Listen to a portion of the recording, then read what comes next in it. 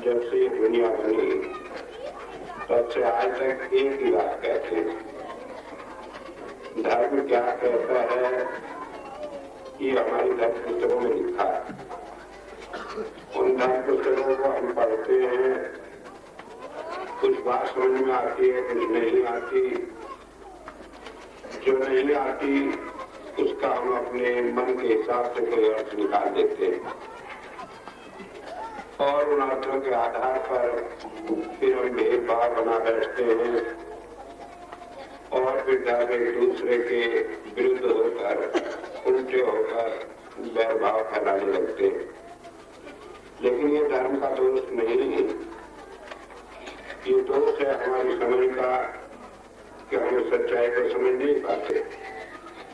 कहा कबीर साहब ने, वेद कथे कौने झूठा, सो झूठा जो नहीं विचारे।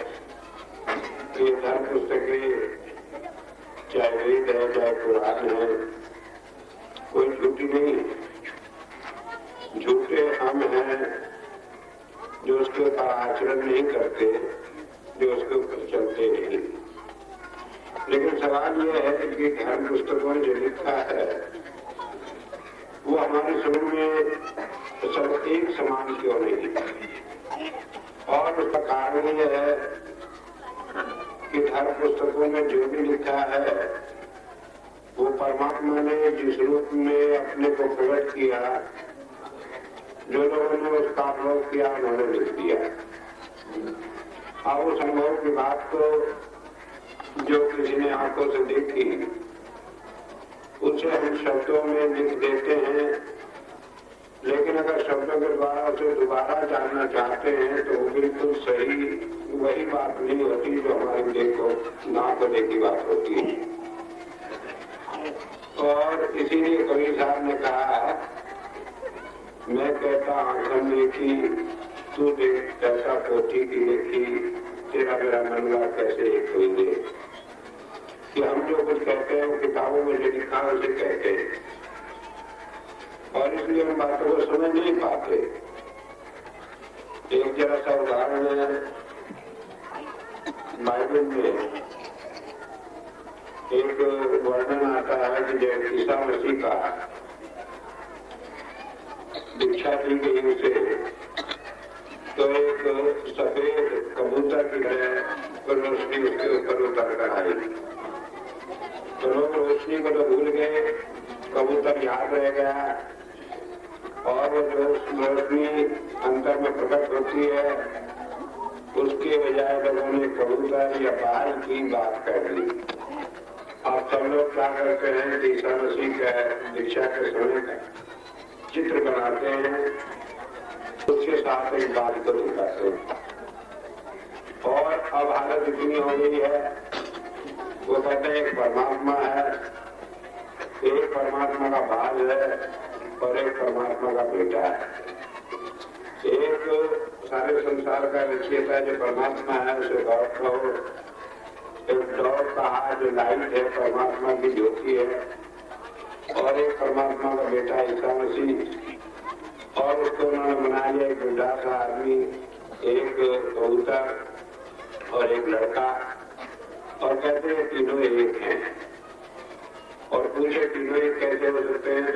इसलिए भूल गए कि केवल ये प्रतीक थे परमात्मा के, वो बूढ़ा या बुजुर्ग पुरुष, और वो जो कबूतर था वो परमात्मा की ज्योति का प्रतीक था, और जो बच्चा था या ईसा मसीह था वो परमात्मा के बेटा या संत महापुरुष जिसके अंदर बैठकर परमात्मा काम करता है उसका केवल प्रतीक था, उसे वो भूल जाते हैं। कई बार हम समझते हैं कि प्रतीक ही सब कुछ है। ईसा मसीह ने एक जगह कहा है कि मैं एक अच्छा करेगा, मैं अपनी भेड़ों को जो खोई गई उन्हें ढूंढने के लिए आया। मेरी भेड़ें मुझे जानती हैं, मैं अपनी भेड़ों को जानता हूँ। बाइबल में बात लिखी, लोगों ने पढ़ी। जब मैं छोटा था तो मैंने कहीं सुना, कहते हैं ईसाइयों को तो समझ ही नहीं। एक गढ़िया था, उसके गीत जो है वो बाइबल में लिखे हैं, लोग उसी को धर्म पुस्तक समझते हैं। लेकिन अब बाद में बात समझ में आती है। गुरु गोविंद सिंह जी महाराज ने कहा कि मेरे सिंह खोए गए, शेर खोए गए, मैं उन्हें इकट्ठा करने आया। किसी संत ने उन्हें शेर कह दिया, किसी ने भेड़ कह दिया, किसी ने भीड़ कह दिया। उद्देश्य क्या है कि संत अपने जीवन को इकट्ठा करने के लिए संसार में आता नहीं, भेजा जाता है। उसे एक ड्यूटी सौंपी जाती है कि वो जाकर उस काम को करे। अभी हमारे भाई सिटीला कह रहे थे कि हम अपनी प्रार्थना तो करें, हम आपके चरणों में करें, चाहे वो स्वीकार करें या न करें। और मैं दूसरी बात कहता हूँ कि आप स्वीकार करें न करें, आप चरणों में पढ़े या न पढ़े, उसकी तो ड्यूटी है। वो तो डंडे से घेर कर सबको इकट्ठा करने के लिए आया ही है। इसलिए उसे इस बात का कोई फर्क भी नहीं पड़ता कि कोई अपनी मर्जी से आता है या किसी को खींच कर लाया जाता है। कई भाई आते हैं, कई वर्षों बाद आते। मैं पूछता हूँ कितने दिनों बाद क्यों आए? कहने के स्वामी जी बड़ी मुसीबत रही, जब बहुत परेशान हुए तब आए। मैंने कहा कि आगे डंडा ही खा कर आए ना, प्यार से तो आ नहीं सके। तो उसका तरीका है जो किसी न किसी तरह खींच कर अपने जीवन को अपने पास लाता है। हम जो फिर थोड़ा बहुत करते हैं उसके लिए अपना प्यार दिखाते हैं, वो केवल इसलिए कि अगर हम उसकी आज्ञा में रहने वाले बन जाए तो हमें संसार में कष्टों से छुटकारा मिल जाता है। मैंने अब से 1982 में एक बात कही थी, जब ये स्वर्ण जयंती समारोह मना रहे थे, जब मैंने कहा था कि मुझे काम सौंपा गया है और मैं अपनी आदत से बड़ा जिद्दी, बड़ा खराब आदमी में रहा। जब हुजूर ने मुझे काम सौंपा तो मैंने अंतर में उनसे एक बात कही कि अगर ये मुझे काम सौंपते हैं तो कम से कम ये जीव मेरे साथ लगे हों, उन्हें दोबारा जय मुझे करना आना पड़े। तो उसके साथ ही साथ जब मैंने 1982 में घोषणा की कि जो लोग लगे हुए हैं साथ में उन्हें मोक्ष मिलेगा, तो यहाँ ही नहीं विदेशों में भी इसकी बड़ी चर्चा हो। कई आदमी कहने लगे कि अगर कोई आपके पास न आए, प्यार न हो, विरोध करे, बैठ करे, उसका भी कल्याण होगा। मैंने कहा हाँ, उसका भी होगा, क्योंकि जब जो साथ लगे हैं वो तो सभी साथ लगे। तो कई लोगों ने कहा कि इससे तो अच्छा है कि हम क्यों भजन करें, क्यों प्यार करें, मुक्ति तो मिल ही जानी है। तो मैंने उन्हें बताया था मुक्ति तो मिल जानी है, यहाँ तक तो बराबर है, लेकिन ये जिंदगी में 30 साल जितने हमें रहना है उतने साल हम खुशी में रहें या दुख में रहें, ये हमारे प्यार करने पर रहता है। तो जब हम किसी संत के पास जाते हैं, उससे प्यार करते हैं, तो इसलिए नहीं करते कि मोक्ष मिलेगी, क्योंकि वो तो निश्चित है, उसकी ड्यूटी है। हम तो वहां पर इसलिए जाते हैं कि हमारे संसार में, जीवन में जो कष्ट है उनसे हमें छुटकारा मिल जाए, उनमें कोई राहत मिल जाए।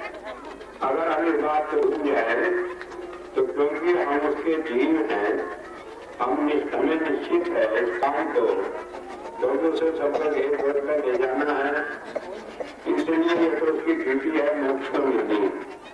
मैं एक बार विदेश में था, तो वहां पर मेरे लेक्चर के बाद एक आदमी ने सवाल किया कि स्वामी जी आप यहाँ हमारे देश में क्यों आए?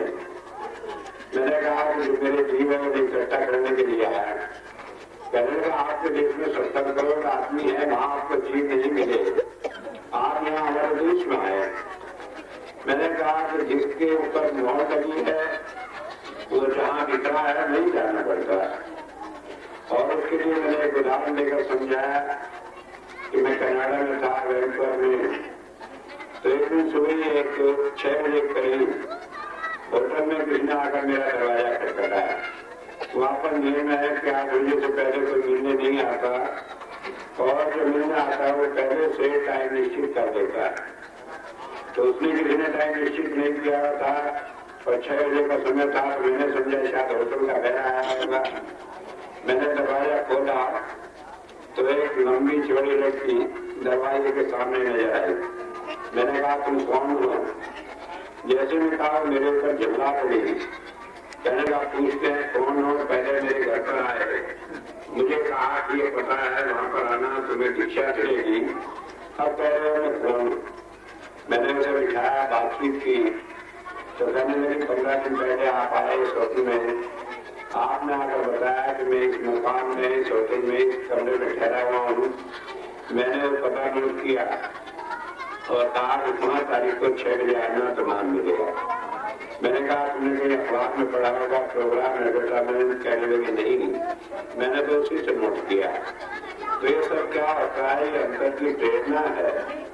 उस परमात्मा ने जो हमें मोहर लगा दी, जो जो चीज हमें सौंप दिए, उन्हें संभाल करने के लिए ये डोरी वाली हुई।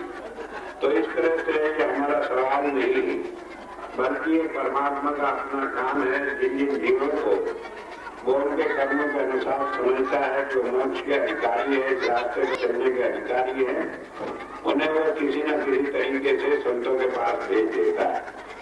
और वो भेजने का तरीका क्या है, क्या चीज प्रेरणा देती है, क्या चीज जोर है जो जोड़े रखती है, कैसे हमारा विश्वास बनता है कि हम इस रास्ते पर चल निकले। इसके लिए मैं आज के ऋग्वेद के 4 मंडल का 40वें सूक्त का जो हमारा चल रहा है उसका 30वां मंत्र आपके सामने दे रहा हूँ। इसका ऋषि वामदेव है। जैसे कि मैंने सुबह बताया था कि जो परमात्मा के साथ उसके घर में, हमारे अंतर में, ब्रह्मांड में परमात्मा के साथ रहने वाला है, उसे वामदेव कहते हैं। और सभी प्राया परमात्मा की प्राप्ति का साधन क्या है, यह इस मंत्र का देखता है। तो वो कहते हैं कि वह अंतर में ज्योति जो प्रकाश प्रकट होता है, वो परमात्मा की प्राप्ति का साधन है। एक बार मैं जर्मनी में था, मैंने कहा अंदर में रोशनी मिलती है और नाद मिलता है। तो एक भाई उसका कहने लगा चलो हमने आपकी बात मान ली कि अंदर में ज्योति और नाद मिलता है, लेकिन ये ज्योति रोशनी है तो हमारे यहाँ बड़ी है, हम बड़ी इलेक्ट्रिसिटी पैदा करते हैं, बड़ी बिजली हमारे यहाँ, और अशोर भी हमारे यहाँ बहुत है आवाजें, तो इसके लिए हमें आपसे करने की क्या जरूरत। मैंने बताया कि बाहर क्या रोशनी है, बाहरी रोशनी है। आप यहाँ नाद की चर्चा कर रहे हैं, बाहरी शोर है, लेकिन ये परमात्मा का अभिव्यक्त रूप, प्रकट रूप है ज्योति और नाद। इसके अंदर परमात्मा के गुण होते हैं। जैसे बाहर की रोशनी हो, उसमें बैठे रहे तो हमारी आंखें चुंधिया जाती है, हमें थकावट मालूम होती है, सोना चाहते हैं, आंख बंद कर लेते हैं, रोशनी बंद कर देते हैं। लेकिन अंदर की रोशनी में जैसी हम बैठते हैं, ऐसे अनुभव करते हैं, तो उससे हमें ताकत आती है, थकावट दूर होती है और नई शक्ति हमारे अंदर पैदा होती है। तो इसलिए बताया अंतर का ज्योति और नाद परमात्मा का प्रकट रूप है। और जैसे जैसे हम उसके साथ जुड़ते हैं, हमारे अंदर परमात्मा के गुण प्रकट होने लगते हैं। तो इस मंत्र के अंदर बताया है द्रवत तुरंत प्रकटीन कि वो परमात्मा का प्रकाश क्या है, द्रव है कि वो गति में है, कि वो इतना तेज उसकी शक्ति है कि उससे तेज गति किसी चीज की है नहीं। और जब जीवन में, साधना में हम उस चीज का अनुभव कर देते हैं तो हमारा विश्वास परमात्मा के ऊपर बनता चला जाता है। मुझे याद है घटना 1984 की बात है। हमारे यहाँ आश्रम में स्टेट बैंक ऑफ इंडिया के जनरल मैनेजर ऑपरेटिंग आने को थे। हमने उनका प्रोग्राम रखा, तो वो बड़े अफसर थे जब यहाँ आने के लिए तैयार हुए, तो स्टेट बैंक सलीला में भी उनका प्रोग्राम रखा गया। 9 बजे उन्हें वहाँ आना था, 10 बजे हमारे यहाँ आना था, और 10 बजे से शाम तक हमें यहाँ 4 बजे तक का उन्होंने प्रोग्राम दिया। तो जैसे 9 बजे हम बैंक में गए तो हमने देखा उन्होंने बहुत अच्छा शामियाना लगाया हुआ था, लाइट की हुई थी, बड़ा खर्चा किया हुआ। हमने अपना प्रोग्राम खुले में ही रखा था, उसकी धूप भी बड़ी तेज थी। मैं और मेरी पत्नी वहाँ गए, जाकर वहाँ देखा प्रोग्राम, तो कहने लगी इन्होंने इतना अच्छा प्रोग्राम किया, इनके यहाँ 1 घंटे का प्रोग्राम है, हमारे यहाँ 6 घंटे का प्रोग्राम है। धूप इतनी तेज है, इसमें बैठेंगे आदमी परेशान हो जाएंगे, तो कैसे ये सब काम ठीक होगा। कहने लगी अभी तो टाइम है, आप समीरा में ऑर्डर देके सामने मिलवा दे, और सब डेकोरेशन करा लें, 1 घंटे में हो जाएगी। मैंने कहा पहली बात तो ये 1 घंटे में संभव नहीं। और फिर दूसरी बात यह, जब हम कहते हैं परमात्मा हमारे सब काम करता है, तो आज इसी नाते ट्राई करके देखेंगे वो क्या काम करता है। कहने लगे क्या? मैंने कहा आज परमात्मा से कहे कि वही शामियाने का इंतजाम कर दे। कहने लगे कैसे होगा? मैंने कहा थोड़ी देर में देख लेना। तो हम यहाँ आए जैसे ही, तो जैसे ही आश्रम में घुसे तैसे ही बादल आ गए। और बादल आ जाने के बाद 4 बजे तक जब तक वो रहे, इतनी अच्छी छाया रही कि कहीं भी किसी शामियाने की आवश्यकता नहीं पड़ी। तो होता क्या है कि वो परमात्मा की शक्ति जो प्रकाश रूप में प्रकट होकर हमें अपने अस्तित्व का आभास कराती है, वो हमारे सारे काम जो हमारे मन के अंदर विचार पैदा होते हैं उसी को पूरा करती है। मैंने सुबह बताया था कि ऋग्वेद में एक मंत्र आता है, असी कन्या ये विमान होता। तो परमात्मा साधक के लिए, योगी के लिए उसके घरेलू नौकर जैसा रहता है। जैसे घरेलू नौकर इंतजार करता है कि कोई बात उसके मुंह से निकले, या जैसे कि सेठी साहब ने अभी बताया कि वो इशारे को देखता है कि मालिक का इशारा क्या होता है और उसी को पूरा करने की कोशिश करता है। ठीक इसी तरह परमात्मा हमारे मन की एक एक भावना को जानकर उसे पूरा करने की कोशिश करता है। कब करता है? कि जब हमारा मन उतना पवित्र हो जाए कि हम और दूसरी बात को सोचे नहीं, हम परमात्मा के हो जाए, वो हमारा हो जाए। इसीलिए कबीर साहब ने कहा, कबीरा मन निर्मल गया जैसे गंगा नीर, पीछे पीछे हर है कहत कबीर कबीर। कि जब हमारा मन पवित्र हो जाता है, जब भी हमारा मन संसार की चीजों से हटकर परमात्मा में लग जाता है, तो इस मन के अंदर गंदगी क्या है? ये संसार की विषय वासनाओं में फंस जाता है, यही इस मन की गंदगी है। ये मन के ऊपर और दूसरा कोई मैल नहीं रखता, बल्कि संसार के मन विक्षेप, इस संसार के हमारे कर्मों के प्रभाव, जो उनके संस्कार लग जाते, जिसके कारण ये दुनिया में फंस जाता है। और जब परमात्मा की ओर अपना मुंह कर देता है तो सारी चीजें से हट जाती है कि संसार में कोई से फंसा कर रख नहीं पाता। कई आदमी कहते हैं कि मन को मान लें तो ये परमात्मा की प्राप्ति हो जाती है, लेकिन कहा माया मरी न मन मरा, मर मर गए शरीर। कि न माया मरती है न मन मरता। अगर मन मरता है तो इसका केवल एक ही तरीका है कि हम इसे संसार से हटाकर परमात्मा में जोड़ ले। कैसे संसार से हटाकर परमात्मा में जोड़ ले? यजुर्वेद में 6 मंत्र आते हैं मनसा परिक्रमा के, उसमें इसका वर्णन किया है कि किस तरह परमात्मा अपनी दया करके इस मन को बाहर से हटाकर परमात्मा के साथ जोड़ देता है। तो इसलिए बताया कि ये मन मरता नहीं, ये मन केवल अपना ध्यान संसार से हटाकर परमात्मा की ओर लगा सकता है। तो बताया कि कैसे लगाता है कि वो अत्यंत गतिवान, जो बड़ी ताकतवर हमारे अंदर रोशनी है और का वेगवान, उसके अंदर शक्ति भी है, क्योंकि कोई संसार का ऐसा काम नहीं जो उससे हो न सकता। कहा है साधु बोले सहज स्वभाव, साथ बोला बुझान जाओ। अगर संत महात्मा कोई बात कह देता है सहज भाव से भी, वो भी पूरी हो जाती है।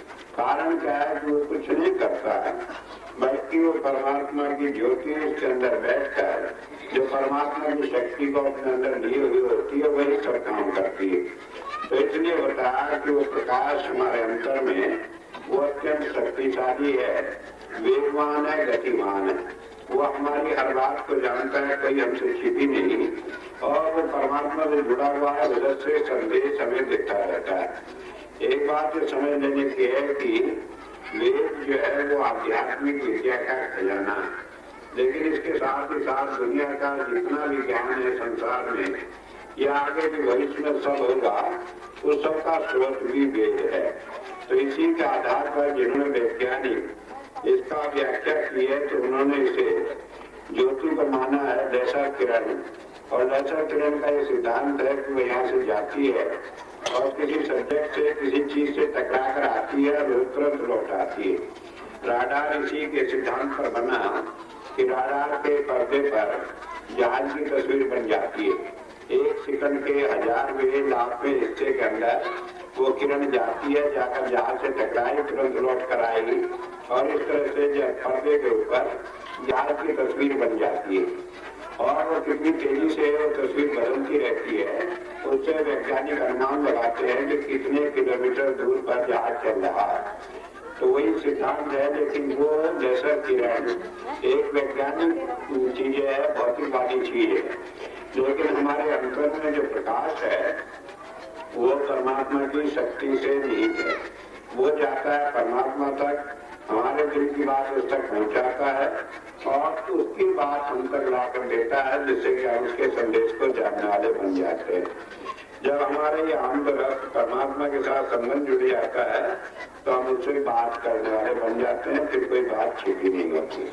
तो बतलाया जो प्रकाश हमारे अंदर जो है प्रगतिहीन है कि वो हमारे लिए परमात्मा के मिलन का साधन है। एक बात ये समझ लें, ये जो रास्ता है जो हम संतों के पास जाकर लेते हैं, ये परमात्मा की प्राप्ति के लिए है। कई बार इसे दुनियादारी में लोग प्रयोग करने लगते हैं तो वो यहाँ पर सही नहीं उतरता। अभी मुझे याद है, परसों की बात है, भाई आए अहमदाबाद से, वो आए पहले कभी 5-6 साल पहले वो आकर नाम ले गए थे, उसके बाद कभी आए नहीं, क्योंकि उन्हें लगा कि स्वामी जी के पास है ही क्या जो आओ और हर साल आने से फायदा भी क्या है। लेकिन अब 6 साल बाद आए, उसकी नचान है, आकर कहने लगे स्वामी जी आपको मालूम है मैं क्यों आया है? मैंने कहा आप ही बता दो भाई क्यों आए।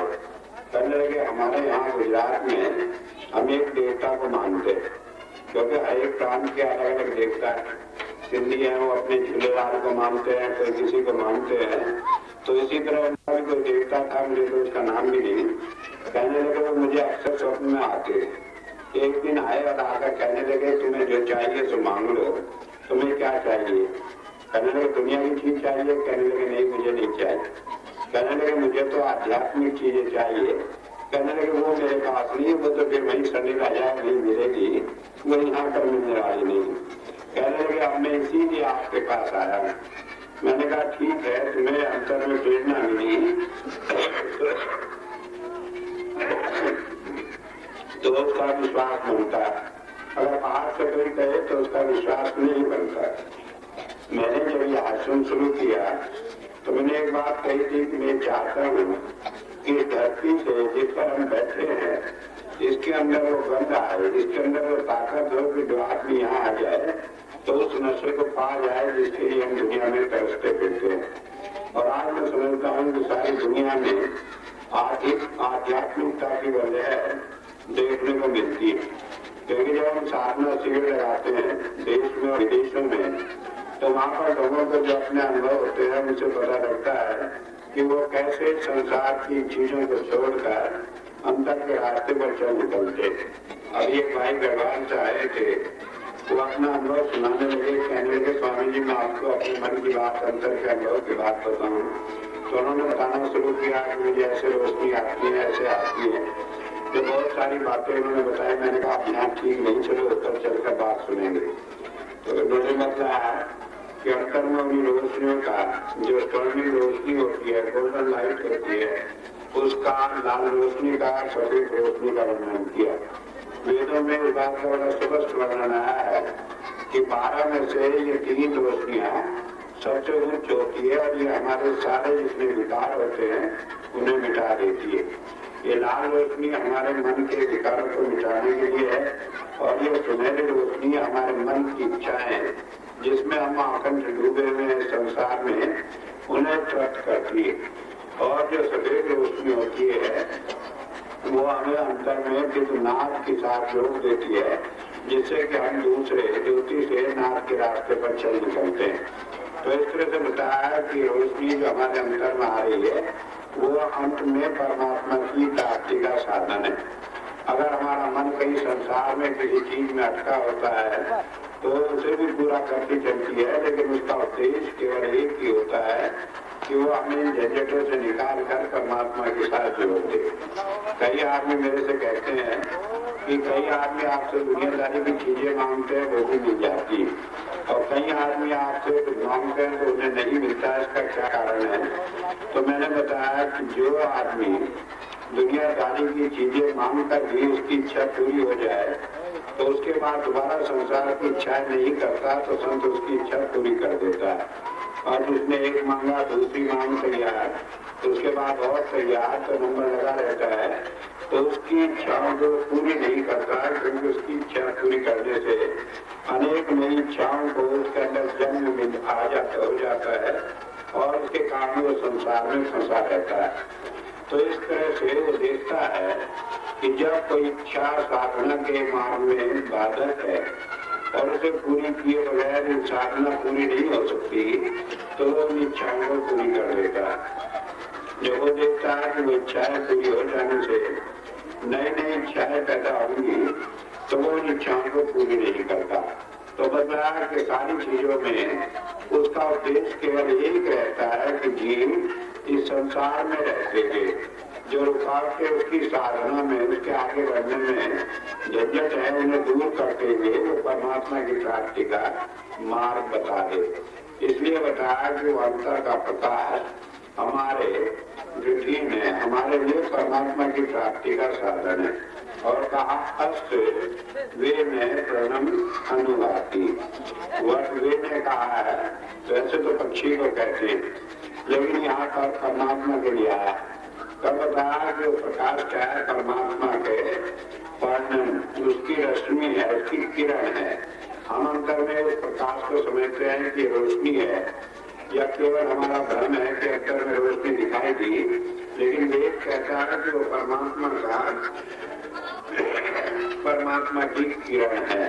परमात्मा के अंदर से अभिव्यक्त हुआ परमात्मा का रूप है, उसमें और परमात्मा में कोई भेद नहीं। और अनुवाती कि वो हमें खींचकर परमात्मा की ओर ले जाता है, क्योंकि परमात्मा के अंदर से निकली अभिव्यक्त किरण, इसकी विशेषता होती है, जिस चीज को छूती है उसके अंदर परमात्मा के गुण प्रकट कर देती है। तो जो अंदर की रोशनी हमें खींचकर फिर दोबारा वापिस परमात्मा की ओर ले जाती है। इससे हमारे ऊपर की मैल कटती चली जाती है, और जैसे जैसे मैल कटती है तैसे तैसे हमारी आत्मा पवित्र हो जाती है, अपने निज रूप में आ जाती है, और ये संसार के बंधनों में फंसती नहीं। तो इसलिए वेद ने इस बात को बड़ा स्पष्ट किया है कि वो हमारा प्रकाश जो हम अंतर में देखते हैं वो हमारी कोई कल्पना नहीं, हमारा कोई सोच का विषय नहीं, बल्कि वो परमात्मा का अभिव्यक्त रूप है, परमात्मा का प्रकट रूप। वेद ने इन बातों को कुछ अभियान किया है, लेकिन हम समझ नहीं पाते। अभी मैं जो वेदों का भाष कर रहा था तो वहाँ पर अनेक बार सोम रस की चर्चा आती है। तो सोम के विषय में मैंने MP पंडित जो वेदों के विद्वान हुए हैं पांडिचेरी आश्रम में उनकी किताब पढ़ी हुई, तो उन्होंने कहा मिस्ट्री ऑफ सोमा कि सोम रस का क्या भेद है। तो उन्होंने के अंदर अपने बहुत सारे व्याख्यान दिए हैं। तो एक व्याख्यान में उन्होंने लिखा कि वेदों में लिखा हुआ है कि सोम रस कोई जड़ी बूटी का रस नहीं, बल्कि अंतर साधना द्वारा प्रकट होता है, जिसके पार लेने से जीवन सफल हो जाता है। और उसका अर्थ भी उन्होंने सही किया, लेकिन आगे के बहुत सारे मंत्रों को न समझकर क्या लेकिन कहा कि आर्य लोग कोई ऐसी जड़ी बूटी थी, उसे पीसकर उसका रस निकाला करते थे, और कहा कि उसे दही में दूध में मिलाकर से बड़ी चक्की में छोटी चक्की में कोल्हू में पीसकर उसे निकाला करते थे, और किसी उत्सव के समय पर उसे पिया करते थे। कारण क्या है कि जब सोमरस को वर्णन करते हैं कि वो पेय पदार्थ है, उससे हमारी आत्मा पीती है, उसे खाती है, तो हम लोग विचलित हो जाते हैं कि अगर वास्तव में ये परमात्मा है तो हम उसे कैसे खाएंगे, कैसे पिएंगे, ये संभव नहीं। तो इस तरह से अनेक विद्वान जिन्हें अंतर साधना का अनुभव नहीं होता, जो मंत्र दृष्टा ऋषि नहीं है, वो उस वेद मंत्र को जान नहीं सकता, तो कई बार शाब्दिक अर्थ करते हुए उसमें भूल कर जाते हैं। तो मैंने बताया कि जैसे कि बड़ा स्पष्ट किया है वेद में कि सोम रस कोई जड़ी बूटी का रस नहीं, बल्कि वो अंतर साधना के द्वारा परमात्मा का हमारे अंदर प्रकट होना है। और सोम का वर्णन 20,000 मंत्रों में लगभग 10,000 मंत्रों में हुआ है। और सब जगह जहाँ सोम आया है वहाँ सोम को परमात्मा का रूप कहा गया है, परमात्मा का अभिव्यक्त रूप कहा गया है। इतना सारा सुबह सो जाने के बाद भी लोग भूल करते हैं कि चार उम्र कोई जड़ी बूटी है जिसके पीने से ध्यान लगता है या साधना हो जाती है या संसार के झंझटों से छूट जाते हैं। मुझे याद है घटना, एक स्वामी राम करके एक सन्यासी हुए, वे हिमालय में गए, उन्होंने वहाँ पर साधना की, तो उन्होंने अपने जीवन का अनुभव लिखा है कि मैं वहाँ सोम की तलाश में था, मुझे एक जड़ी मिली, मैंने उसे घोट कर दिया तो मैं 6 दिन तक बेहोश पड़ा रहा। और उसके बाद जब उठा तो कई दिन तक दर्द होता रहा मेरे बदन में। मुझे ऐसा लगा जैसे किसी ने बड़ी पिटाई की हो, तमाम हड्डियां टूट रही। तो मैं कहने लगा ये तो सोम सो नहीं सकता, क्योंकि सोम तो बड़ा आनंद देने वाला है। लेकिन समझ में नहीं आता जब इतना स्पष्ट लिखा हुआ है कि सोम कोई जड़ी बूटियों का रस नहीं, फिर भी हम क्यों ये भूल कर जाते हैं। इसका कारण केवल ये है कि जब तक अपना आंतरिक अनुभव न हो, जब तक हम किसी मंत्र के मंत्र दृष्टा ऋषि ने, जब तक हमने अपने जीवन में उसे साधना के द्वारा अनुभूत नहीं किया हो, जब तक हम परमात्मा से अपने अंतर में बात करने वाले नहीं बन जाते, तब तक ये धर्म ग्रंथ भी हमें कोई रास्ता देते नहीं। मेरे जो संत प्रभात सिंह जी महाराज कहा करते थे कि जो योगी है जिसने साधना की है, ये किताबें उसके लिए रास्ता दिखाने आएगी, और जो योगी नहीं है ये किताबें उसे उलझा देती हैं, तो उसे भ्रम में डाल देते हैं, ये रास्ता नहीं मिलता। वेदों में भी एक मंत्र आया है, कहा है जो अज्ञानी है वो अंधकार में, जो ज्ञानी है वो महाअंधकार में। क्योंकि किताबों में पढ़कर आदमी उलझ जाता है। हम ज्ञान किताबें पढ़ने को समझते, लेकिन आया है गुरबानी में कहा ज्ञानी अंधा मग्न जो है जानी है। ये जो अज्ञानी है वो अंधे के समान है, जो उसे फिर संसार में बार बार जन्म मरण में आना पड़ता है। लेकिन लोगों ने समझा शायद गुरु ग्रंथ साहब को पढ़ने वाला उसे जानने वाला ज्ञानी है, लेकिन ज्ञान की परिभाषा की है ज्ञान ज्ञान धुन जानिए अकत कहावो सो। ज्ञान नाम ध्यान करने का, ध्यान किसका, धुन का। धुन कौन, अकत, जो बिना किसी के कहे ऑटोमेटिकली हमारे अंदर आ रही है, उस धुन को सुनने का नाम ज्ञान है। तो इसलिए हम समझ ले कि चीज कुछ थी, समझ हम कुछ रहे। तो इसलिए होता है कि वो परमात्मा की किरणें हमें उस रास्ते का अनुसरण कराती है। और परमात्मा की किरणें कैसी हैं तो इस वेद मंत्र में बताया है, शैन शेर इदली कावना अंकसम दृढ़ता। तो बताया शेर शेर कि वो बाज पक्षी की तरह, जैसे वो सफेद होता है इसी तरह वो सफेद किरणें। जब मैं शेन पढ़ा शब्द तो इसे कहते हैं बाज को, तो मैंने देखा कि वेदों में भी उसी बात का वर्णन किया है कि वो प्रकाश जो है सफेद पक्षी की तरह है। और वही बात बाइबल में आया है, उन्होंने उसे दो कह दिया, तब समझ में आया कि वास्तव में जो बात जीसस क्राइस्ट ने कही वो कोई नई बात नहीं थी, बल्कि हमेशा से उस बात का वर्णन सारी धर्म पुस्तकों में आया है। तो बताया कि बाज पक्षी की तरह वो बड़ा उज्ज्वल है, वो सफेद है, और कहा वो परमात्मा की प्राप्ति का साधक है। और आगे कहा अंकसम दृढ़ है कि वो अपने आप हमें परमात्मा के करीब खींच लेता है। हम कहते हैं हमें तो प्यार नहीं बना परमात्मा का, हमारे मन के अंदर तो गुरु का प्यार उठ जाए नहीं। तो वो ताकत ऐसी है कि वो अपने आप ही खींच लेती है जीव को अपने साथ, और खुद ही अपना प्यार जोड़ लेती है।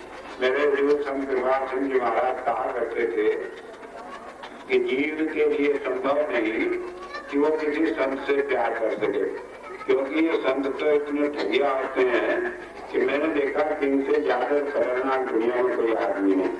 कोई लेकर जाए अच्छी की उम्मीद उसकी उल्टी कर देते हैं, कोई मान्यता मान कर जाए कुछ और तो उसका और कुछ उल्टा कर देते हैं, क्योंकि वो देखते हैं कि वास्तव में बाहर का ही दिखावा है या अंदर की कोई बात। एक दफे का वर्णन आता है कबीर साहब का कि एक राजा उनके ऊपर मोहित हो गया, बड़ा खुश, बड़ा सम्मान करे, अवजान करते कि बाहर का दिखावा करता है, मन में कुछ है नहीं। तो कबीर साहब ने एक दिन एक बोतल शराब की हाथ में और एक औरत ले ली और उसके साथ भरे बाजार में अपना शराब के नशे में डावाडोल होते हुए आए। अब जो आए राजा को किसी ने खबर की, कहने लगे तुम लोग संत कहते थे अपना गुरु बनाया हुआ था, तो शराबी और एक वैश्या को साथ लेकर बाजार में आ रहा। अब ये बात देखी, इतने में कबीर साहब दरबार में घुसा है। पहले तो राजा की आदत थी, जब वो कभी आते थे तो वो गद्दी छोड़कर खड़ा हो जाता था, उसके गुस्सा आ गया, वही बैठा रहा। कहने लगे तुम्हारी क्या हालत है? तो कबीर साहब ने क्या करा, बोतल जमीन पर लुढ़का दी। अब होता ही है, मुझे तो मालूम नहीं, लेकिन लोग कहते हैं कि शराबी शराब को जमीन पर नहीं गिराता। मेरा अपना तो अनुभव नहीं है, लेकिन लोग कहते हैं। तो वो जब देखा तो उसने गिरा दी, तो सोचने लगा कि कैसा शराबी, इसने शराब डुला दी, तो देखा उसमें कोई बदबू भी नहीं। उसके बाद गया पास में चरण छुए तो माफी मांगी। तो उन्होंने कहा ये सच क्या है कि मैं देखना चाहता था कि तुम्हारे मन में कुछ है या केवल बाहरी दिखावा करते हो। तो इसलिए इन संतों का कोई मालूम नहीं, इनके जैसा तो खतरनाक आदमी की दुनिया में कोई नहीं। तो इसलिए अगर हम सोचे कि हम किसी संत से प्यार करना नहीं कर सकते, क्या तरीका होता है कि वो अंतर की ज्योति जो हमारे अंदर में आती है वही हमें संत से प्यार कराती है। तो कहा कि वो ज्योति जो है हमें संत के करीब ले जाती है। अगर हम किसी तरह संत से प्यार करने वाले बन सकते हैं तो केवल साधना के बल पर बन सकते हैं। बाहरी दुनिया के बल पर, दुनिया की बातों से, मन बुद्धि के आधार पर आज तक दुनिया में कोई संत से प्यार कर नहीं सका। अंतःकरणों के आधार पर जो प्यार करते हैं उनका प्यार से बाहरी चीजों से टूटता नहीं। तो इसलिए बताया कि वो ज्योति जो हमारे अंदर में प्रकट होती है वही हमें खींच कर संत के करीब ले जाती है, उसका सामिप्य प्रदान करती है, वही हमारा विश्वास परमात्मा के साथ जोड़ती है और उसी के द्वारा हम संसार से उपराम होकर, संसार की विषय वासनाओं से छूटकर परमात्मा के साथ जुड़ सकते हैं। अन्यथा हम अपने आप इस रास्ते पर चल नहीं सकते। तो इसलिए बताया है कि अगर हम सोचते हैं कि हमारा मन गुरु के चरणों में लग जाए और इस रास्ते पर चलने वाले बने, संसार की विषय वासनाओं से हट जाए, तो उसका केवल एक ही रास्ता है कि अंतर में हमें वो ज्योति और नार का अनुभव होता है। लेकिन इसका मतलब ये नहीं कि वो केवल हम भजन के द्वारा ही प्राप्त कर सकते हैं। अगर हम सेवा करें तो उसके द्वारा भी इस चीज को प्राप्त कर सकते हैं।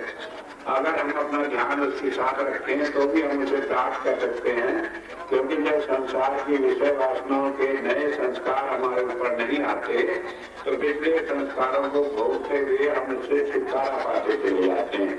एक जगह वेद में एक मंत्र आया है, उसमें कहा कि जो युद्ध होता है, जो अंतर में ब्रह्मांड में रहने वाला होता है, जिसे हम कहें कि अपने ध्यान को ऊपर रखा जो संसार में सारे काम करता है, उसे संसार की विषय वासनाओं का, संसार के संस्कार का कोई प्रभाव उसके ऊपर पड़ता है। कई बार आता है कि संत महात्मा इस संसार के झंझट में नहीं फंसते, तो जो खाते हैं तो सारी चीजों को मिलाकर खा लेते हैं। तो जो कहा करते थे कि उनका एक दूसरा तरीका है कि ध्यान ऊपर कर दिया तो जो भी दुनिया की चीजें हो रही है न उसका स्वाद मालूम पड़ता है न इसके अंदर मन होता है। तो जब वो उस बुद्ध की स्थिति प्राप्त हो जाती है कि हम अपने 10वें द्वार में अपने ध्यान को लगाने वाले बन जाए और उसे ध्यान को ऊपर रखकर हम दुनिया के काम करते हैं, तो उन सारे कामों को करते हुए भी उसका प्रभाव हमारे ऊपर पड़ता है। अब ये 10वें द्वार में अपने ध्यान को ठिकाना का क्या मतलब है और कैसे ही हमारे लिए सरल हो सकता है। तो 9 द्वारे हमारे शरीर में, 2 आंख के, 2 कान के, 2 नाक के, मुंह का तो नीचे, जब तक इनमें ध्यान रखकर हम दुनिया के काम करते हैं तो दुनिया में हमारा मन भर जाता है। ध्यान से हटकर ऊपर 10वें द्वार में जो 2 आंखों के बीच में माथे का जो स्थान होता है, यहाँ पर तिलक लगाते हैं, बिंदी लगाते हैं, टीका लगाते हैं, तो यहाँ पर अपना ध्यान करके जब हम कोई काम करते हैं तो हम संसार में मन फंसता नहीं। लेकिन सवाल ये है कि मन यहाँ टिके कैसे? हम खाना खा रहे हैं तो हमें तो स्वाद लगता है कि इसमें नमक कम है या ज्यादा है, इसमें मिर्च कम है या ज्यादा है। कई आदमी जब भोजन करते हैं तो 10 बार कहेंगे कि इसमें नमक लाओ, मिर्च लाओ, छोंक लगाओ। मैं सोचता हूँ इतनी सारी बातें कैसे पता लग जाती है। कारण क्या है कि जब ध्यान नीचे होगा तो उसके स्वाद का पता रहेगा, अगर ध्यान ऊपर हो तो फिर उसमें कोई चीज पता लगती ही नहीं कि इसमें क्या स्वाद है क्या स्वाद नहीं। तो ऐसी स्थिति में फिर ऐसी आदत पड़ जाती है कि आप सारे काम करते हुए अपने ध्यान को इंद्रियों से ऊपर रखते हैं। शुरू में इसके अभ्यास के लिए हमें 5 शब्दों का जो मंत्र मिला हुआ है उसका जाप करना पड़ता है, क्योंकि जब तक हमारा ध्यान इंद्रियों में रहेगा तो उसका रस आता रहेगा। जब हमारा ध्यान ऊपर उससे हटना है तो हमारे मन को किसी चीज में उलझ कर इंद्रियों से हट जाना पड़ता है। और इस मन को उलझाए रखने के लिए, इंद्रियों से अलग करने के लिए केवल जो जाप मंत्र बनाते हैं उसी के द्वारा ये संभव है, अन्यथा ये संभव नहीं। तो इसलिए बताया कि वो ज्योति जो हमारे अंतर में आती है वो हमें संसार के सारे संस्कारों को मिटाकर इसे खींचकर अंतर में ले जाती है, और उसके द्वारा फिर हम परमात्मा के समीप जाने वाले हो जाते हैं। और आखिरी मंत्र के हिस्से में बताया है ऊर्जा से तरीक का कि उस योग की बल के द्वारा जो हमें शक्ति मिलती है उसके द्वारा फिर हम संसार से तर जाते हैं। इस संसार से तर जाने, पार हो जाने, हमें फिर जन्म मरण में इस संसार में आना नहीं पड़ता। तो इस संसार में मोक्ष पाने का, इस सारे बंधनों से छूटने का, कि हमें बार बार जन्म मरण में न आना पड़े, केवल एक ही तरीका है कि अंतर में जुड़ जावे और उस योग बल की शक्ति को हम प्राप्त कर लें। इसीलिए बताया है कि परमात्मा की वो शक्ति हमारी आत्मा का भोजन है। अगर हमने उसे खाया नहीं तो हम उस शक्ति को प्राप्त नहीं कर सकते, और उसे खाने के लिए हमें किसी संत के पास जाना पड़ता है, क्योंकि खाना हमने खा लिया, मान लीजिए कोई कहने लगे कि खाना खाने से ताकत आती है, और किसी ने जाकर पाव भर घी पी लिया तो उसे दस्त हो जाएंगे और सारी परेशानियां हो जाएंगी, तो उसका पचाना जरूरी है।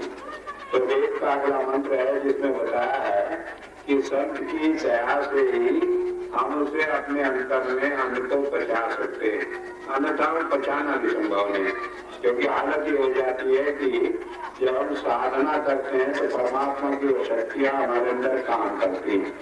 तो उसके लिए वर्णन किया गया है पातंजलि योग दर्शन में कि अनेक प्रकार की विभूतियां प्राप्त हो जाती हैं, और अगर उन विभूतियों को हम पचा न सके, उन्हें हम सांसारिक चीजों में प्रयोग करें तो उससे हमारे इष्ट साधन के जाए अनिष्ट हो जाता है, उल्टे रास्ते पर हम से निकलते हैं। जिस तरह से तंत्र विद्या सीख कर कोई आदमी दूसरे का बुरा करने लगता है, ठीक इसी तरह सिद्धियों के बल से हम संसार की चीजों को प्राप्त करने में लग जाते हैं और अपने पद से भ्रष्ट हो जाते हैं। इसलिए कि वो शक्ति कि हम इसे करते हुए संसार के रास्ते में न लगे, उससे हटाकर परमात्मा के साथ जोड़ने का तरीका भी केवल संत की दया से ही संभव होता है। कैसे दया से संभव होता है कि जब भी हम उल्टा काम करके कहीं जाने की कोशिश करते हैं, तभी वो वहाँ पर डंडा लिए खड़ा रहता है और हमें उस चीजों से खदेड़ कर उससे वापस लाकर हमें सही रास्ते पर लगा देता है। एक घटना आती है 10वीं पातशाही के समय की। गुरु गोविंद सिंह जी महाराज के एक शिष्य था, सेवादार था, उनकी सेवा किया करता था। एक बार उसके घर से लोग आए, आकर कहने लगे कि हमें इसकी शादी करनी है, 2 साल छुट्टी दीजिए। कहने लगे अच्छा छुट्टी मिल गई, चले जाओ। वो कहने लगा नहीं, मैं तो जाना नहीं चाहता, मैं तो आपकी सेवा करूंगा, मैं शादी नहीं कराऊंगा। कहने लगे सिख का फर्ज है वो कहना माने, तुम्हें कहा जाओ शादी करा करो तो तुम जाओ। कहने लगे अच्छा जो आपके आगे आ, और कहने लगे इस बात का ध्यान रहे कि जब भी हमारा कोई हुक्म मिले, जिसी हालत में हो उसी हालत में चले आना। तो उसने कहा अच्छा गुरु साहब ने क्या किया?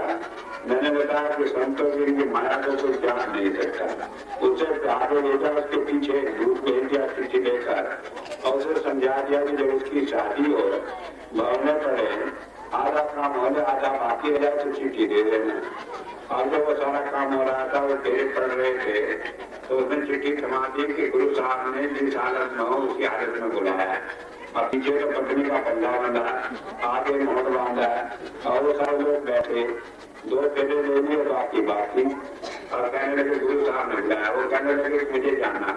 उसके उसके घर वाले कहने लगे भाई चले जाना, 2 मिनट लगेंगे, 2 और चक्कर ले लो तो पूरा हो जाएगा काम, फिर चले जाना। कहने लगे नहीं, गुरु साहब ने कहा कि जिस हालत में हो उसी हालत में जाना। और उन्होंने कहा अच्छा, और छुड़ा कर भागा वहां से। आ गया उस जमाने में ज्यादा सवारी नहीं होती तो पैदल चलकर आया। चलते चलते दोनों आदमी रात के कई 12 बज गए। अब 12 बजे सोचने लगे थके, सो लो, कल सुबह चलना। जाकर वहां लेट गया। अब उसे ख्याल आया कि आज तुम्हारी शादी हुई थी, अब पत्नी मिलती, रात में बात होती, मन की बात होती, गुरु साहब ने बुला दिया। अब मैं यहाँ भी तो थोड़ा अपने घर ही पर जाता तो क्या बुरा था। और ये संत कैसे होते हैं, मन की जानते हैं, दुखी करते हैं। और जब ये बात सोच के अपना पड़ा, उसे नींद नहीं आई बेचारे को। कहीं से उसको आवाज पड़ी कुछ घूमों की, तो घर से बाहर निकला, पता लगा कहीं नाचने वाली है। घर से निकला तो वहां चला गया कि चलो वहां गाना ही सुन ले, थोड़ा मन बहल जाएगा। गुरु साहब ने तो दुखी कर दिया, लेकिन थोड़ा मन ही बहला दे। अब वहां जब पहुंचा नाचने वाली के कोठे पर, जाने लगा तो जैसे दरवाजे पर पहुंचा तो वहां पर सिस्टम होता है कि वो कोई ऊपर था, गाना सुन रहा था, उसने दरवाजा बंद किया हुआ। तो उन्हें जाकर खटखटाया, कहने लगे नहीं, अभी दूसरा आदमी गाना सुन रहा, अभी खाली नहीं। वो बैठा रहा, थोड़ी देर बैठा रहा, नींद आ गई, आँख खुली, फिर खटखटाया, कहने लगे अभी खाली नहीं। अब इसी तरह सुबह के 4 बज गए। अब 4 बज गए, एक आदमी आया उधर से, वो कह रहा भाई हमने तुम्हें कहीं देखा। अब वो आदमी तब कहने तो मुझे कहाँ देखा होगा, मैं तो जो बच्चा था कभी गुरु साहब की सेवा में चला गया था, वहीं पर रहता। कहने लगे तेरी मत मारी गई तो गुरु का सेवक है तो यहाँ क्या कर रहा है पड़ा हुआ दरवाजे पर। अब जब ये बात हुई तो बड़ा परेशान हुआ। अब वहां से भागा, बारम्बार वहां आया, आकर गुरु साहब के दरबार में पहुंचा। अब जब गुरु साहब के दरबार में पहुंचा, संगत बैठी थी, गुरु साहब बैठे हुए थे। किसी ने खबर की कि वो अगला आदमी आ गया, तुझे आदमी बुलाया था। अब गुरु साहब ने करवट ली, दूसरी तरफ को लेट गए। अब वो जाकर उधर बैठ गया, कहने लगे शायद आराम खोले देख ले, कोई अर्जुन काम होगा, बुलाया होगा। जब उधर कहा कि आ गया तो करवट लेकर इधर लेट गए। थोड़ी देर तक वो देखता रहा तमाशा, कहने लगे खबर नहीं है कैसे संत है। वहां से मेरा ध्यान छुड़वा दिया, यहाँ सारे रास्ते दुखी करा, रात भर का सोचा कि थोड़ा मन बैठा तो गाना सुनूं, वहां नई जगह मिली और यहाँ आया तो अपने पड़े सोए और मुझे यहाँ बुलाकर बिठा दिया। तो कहने गुरु साहब मैं तो सारे काम छोड़कर आया हूँ, आप पड़े सो रहे, आपने मुझे क्यों बुलाया। कहने लगे सारी रात तेने परेशान किया, मैं सो नहीं सका, वहाँ दरवाजे पर तेरा पहरा देता रहा तो अंदर न आ जाए। अब मैं सोना चाहता हूँ तो अभी मुझे सोना नहीं देना चाहता। तो आदत ये है कि गुरु ही सिर्फ की संभाल कर सकता है, नहीं तो हम खबर नहीं कहाँ इस संसार में बैठ जाए इसका कोई अंदाजा नहीं होता। और कैसे करता है कि वो अंतर में उस प्रकाश रूप से जो वेगवान है, जो गतिशील है, जो हमारे हृदय के हर भाव को जानता है, उस भाव को जानते हुए उसका कोई ना कोई उपाय निकालकर हमें नियंत्रित करता है। इसलिए वेद बताता है कि साधना का तरीका, परमात्मा की प्राप्ति का तरीका अंतर की साधना के द्वारा किसी संत में जाकर मिलता है। और जब वो हर पल पर हमारी संभाल करे, हमें सही रास्ते पर चलकर चलाकर ले जाता है, तब जाकर हमारे सारे संस्कार मिट जाते हैं, हम मूल रूप में आ जाते हैं, तब हम उस हंस रूप में बनते हैं। इस तरह से बताया कि किस तरह वो क्रिया होती है। एक बात समझ में देखिए है कि धर्म का सारा सिद्धांत एक सिद्धांत पर आधारित है। कई कह देते हैं कि संतों की मोजे चाहे जो कर दे उनकी मर्जी है, ठीक है, मालूम पड़ता है कि उनकी अपनी मर्जी है, लेकिन वो भी एक नियम से परमात्मा के नियम में बने हुए हैं। बाइबल में एक इसमें कहा लॉ इज परफेक्ट, कि परमात्मा का हर नियम जो है पूर्ण है, उसमें कहीं ऐसा नहीं होता वो चाहे जो कर दे।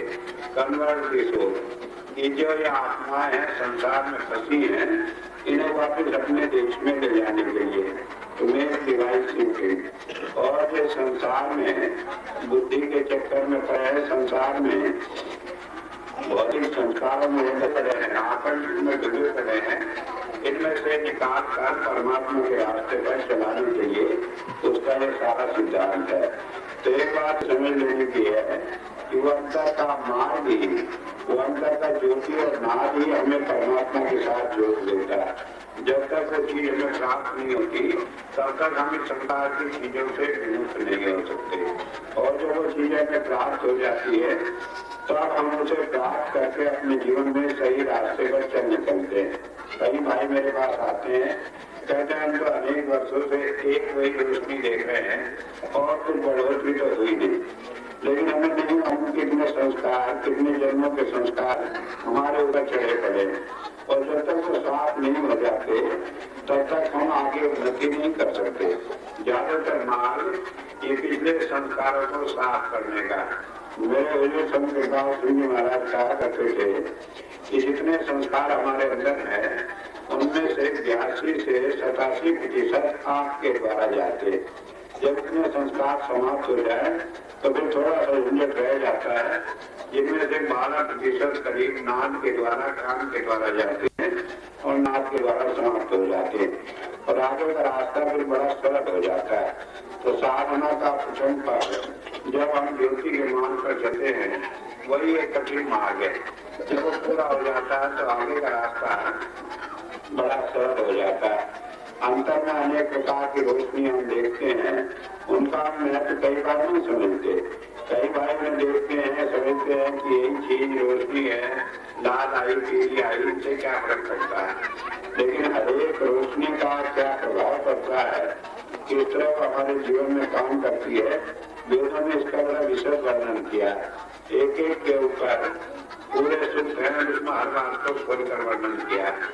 तो ये चीज साधना के द्वारा हम अपने जीवन में अनुभव करके उसे आगे बढ़ते रहते हैं। तो मैं आज बतला रहा था कि परमात्मा की प्राप्ति का साधन क्या है कि अंतर का प्रकाश ही जो परमात्मा का अभिव्यक्त रूप है, परमात्मा का प्रकट रूप है, वही हमें परमात्मा से मिला सकता है। उसकी प्राप्ति हमें संतों के द्वारा होती है। संत कब उसे देते हैं, जब समझ लेते हैं कि हम उसे हजम करते हैं, जो वो हमारे अंदर में जज करने की शक्ति होती है, तब जितनी जितनी शक्ति होती है उतनी हमें देते चले जाते हैं। लेकिन इसका मतलब ये नहीं होता कि हम ये समझ लें कि हमारी शक्ति नहीं है, क्योंकि जब हमें किसी संत का सामिप्य मिला, हम उसके पास गए, उससे नाम लिया, तो निश्चित है कि हम इस योग थे तभी हमें वो मिला। कुछ देर है, किसी कारण नहीं मिल पाया, उसका केवल एक ही कारण है कि कोई हमारा कर्म है जो बीच में बाधक है, जब वो समाप्त हो जाता है तो वो चीजें अपने आप प्राप्त हो जाती है। तो मैंने बताया कि किस तरह वेद में एक एक बात को खोलकर वर्णन किया गया। मैं वेद की आजकल बड़ी चर्चा करता हूँ, उसका कारण केवल ये है कि दुनिया का सारा ज्ञान उनमें है, और जब उनसे हम दूसरी धर्म पुस्तकों को मिलाते हैं और उनमें पाते हैं वही ज्ञान है, तो हमारे मन का ये भेदभाव मिल जाता है कि ये धर्म कोई अलग है, ये धर्म कोई अलग है। सारे धर्मों में एक ही बात का वर्णन किया गया है, और वेद में कोई ऐसी बात नहीं, या दुनिया के किसी और धर्म ग्रंथ में कोई ऐसी बात नहीं जो वेदों के अंदर न, और वेद में कोई ऐसी बात नहीं जो दुनिया के किसी धर्म ग्रंथ से अलग बात हो। लेकिन वो प्रारंभ में हुई, वो शुरू में ज्ञान हुआ, बाकी जहाँ जहाँ भूल करते हैं वहाँ वहाँ परमात्मा ने उसे देकर हमें सही मार्गदर्शन किया। और सबसे बड़ी विशेषता यह है कि जो उसके अंदर वर्णन किया गया है उसे आप अपने जीवन में अनुभव करके अपने अनुभव के आधार पर जान सकते हैं कि ये वास्तविकता है। इसीलिए मेरे हुजूर संत कृपाल सिंह जी महाराज कहा करते थे कि धर्म जो है एक प्रैक्टिकल साइंस है, कि जो सिद्धांत धर्म पुस्तकों में लिखा है उसे आप प्रैक्टिकल करके उसका अनुभव प्राप्त कर सकते हैं। ये सारी बातें कि हम धर्म के सही सार को जाने, ये केवल किसी संत के सामिप्य से के पास बैठकर हमें प्राप्त हो सकती है। और ये हमारा बड़ा सौभाग्य है कि आज के युग में परम संत कृपाल सिंह जी जैसा महापुरुष आया और उसने दया करके अपने चरणों में हमें लगा दिया। एक बात तो समझ लेने की है, हम इस संसार में अंधे हैं, और अंधा आदमी कोई आंख वाले को पकड़ नहीं सकता जब तक आंख वाला खुद ही दया करके अपनी उंगली न पकड़ा दे या कोई सहारा न दे। तो अगर वो दया नहीं किया होता तो हम उस तक पहुंच नहीं सकते थे। मैंने तो कई बार बताया कि मेरे अपने जीवन का तो एक ही अनुभव था कि मैं कभी किसी संत के, किसी गुरु के झंझट में पड़ना नहीं चाहता। कैसे बना कि उसने गर्दन पकड़कर खुद ही अपने चरणों में लगा लिया, खुद ही अपने दया बख्शिश के सहारे वो अनुभव दे दिया कि जिसे विश्वास बन गया। अन्यथा ऐसा मेरे जैसा आदमी जो संसार में फंसा पड़ा हो और जो मन बुद्धि के घाट पर सारी दुनिया की बातें कर सकता हो, तो उसके लिए सारे रास्ते पर चलना एक बड़ा कठिन काम है। लेकिन जैसा कि वेद में बताया कि वो ताकत इतनी बड़ी ताकत है कि वो सारी चीजों को नियंत्रित कर लेती है, कोई चीज उसे ऊपर नहीं होती। और जब हम उसके आश्रय हो जाते हैं तो वो सरल हो जाता है। जब हम अपने मन के आश्रय हो जाते हैं तो वो कठिन हो जाता है। लेकिन एक बार जब उस रास्ते पर चलते हैं तो ये संभव नहीं कि हम उस रास्ते में विचलित हो जाए और हमें मोक्ष प्राप्त न हो। केवल हमको इतना ही है कि हम उसमें सहयोग करके उस रास्ते पर चले तो सरलता से काम बन जाता है। अगर हम उस रास्ते पर सहयोग नहीं करें तो उसमें कठिनाई आती है, जीवन में दुख होता है, लेकिन फिर भी वो उसे रास्ता पूरा करा ही देता है।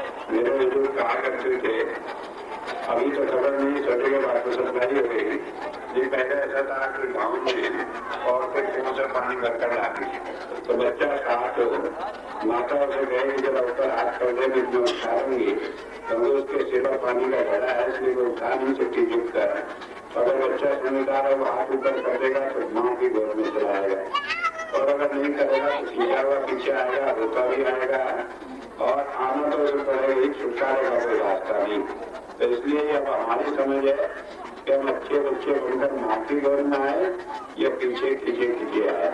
और मैं समझता हूँ कि हर रास्ता इतना सरल है कि जब एक संत रूप में, एक मनुष्य रूप में वो देह धारण करके आता है तो वो इतनी दया भी करता है कि हम खींच कर न आए, बल्कि कहीं ना कहीं किसी लेवल पर अपना विश्वास दिलाकर हमें अपने चरणों में लगा लेता है। तो इसलिए हमारे लिए एक ही काम है कि हम उसकी दया की, उसकी कृपा दृष्टि की प्रार्थना करें कि वो अपने चरणों में लगा ले। बाकी जो उसका काम है वो आया ही हमें उद्धार करने के लिए। और इसीलिए आज हम संत के जन्म दिवस पर बैठकर एक बार इस बात की चर्चा करने लगे हैं कि वो दयालु संत के संसार में हमें उभारने के लिए आया है और हमारा ध्यान उधर लगा रहे जिससे हम इस काम को सफल करें। अभी इस वक्त का प्रोग्राम समाप्त होगा।